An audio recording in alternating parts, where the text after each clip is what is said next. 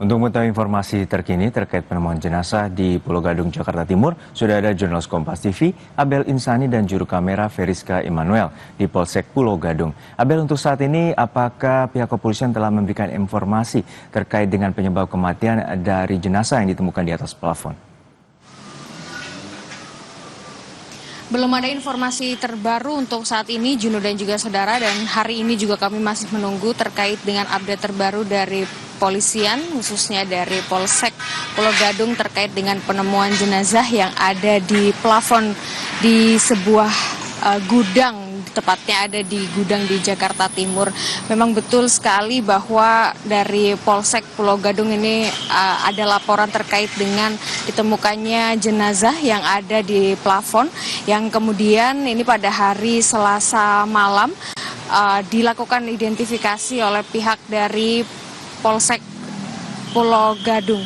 Dan kemudian karena dari tempat atau juga pada situasi saat itu untuk mengevakuasi jenazah ini cukup sempit, sehingga dari Polsek ini bekerja sama dengan Damkar untuk bisa mengevakuasi korban yang tepatnya berada di atas plafon, di atas sebuah gudang, yakni gudang kosmetik.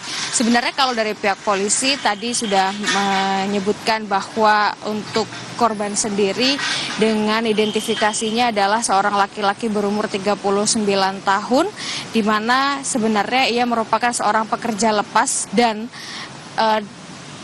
TKP atau tempat kejadian perkara ditemukannya korban ini merupakan bukan tempat kerja korban itu sendiri. Jadi memang untuk awalnya atau berawal dari salah satu teman kerja korban yang berusaha untuk mencari korban ini sudah tidak bekerja selama 2 hari, yang kemudian pada akhirnya ia mencari untuk bisa mencari tahu mengapa korban ini tidak masuk 2 hari, dan ternyata ada bau yang cukup menyengat di atas plafon yang kemudian diperiksa oleh saksi, dan kemudian ditemukanlah korban di situ, dan kemudian dilaporkan kepada Polsek Pulau Gadung. Dan ini adalah awal mula ditemukannya korban atau jenazah di atas plafon tersebut. Dan memang untuk saat ini belum ada terkait dengan update yang diinformasikan kepada kami oleh Polsek